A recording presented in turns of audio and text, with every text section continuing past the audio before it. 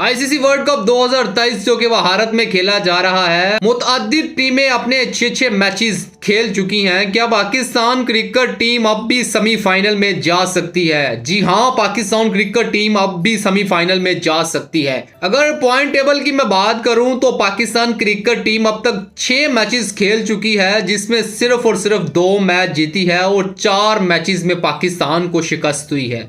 दूसरी तरफ New Zealand cricket team ने भी 6 मैचेस खेले, लेकिन जिसमें न्यूजीलैंड को 4 मैचेस में फतह नसीब हुई। अब बाबर 11 का ताल्लुक अगर और मगर के साथ जुड़ गया है। अगर पाकिस्तान क्रिकेट टीम को सेमीफाइनल में जाना है तो अपने बकिया मैचेस जीतने पड़ेंगे और मैच जीतने के साथ दुआएं भी करनी होगी कि न्यूजीलैंड क्रिकेट टीम को बकिया 3 मैचेस में जो पाकिस्तान, श्रीलंका और साउथ अफ्रीका के साथ है उसमें शिकस्त हो, फिर ही बाबर 11 की सेमीफाइनल में रसाई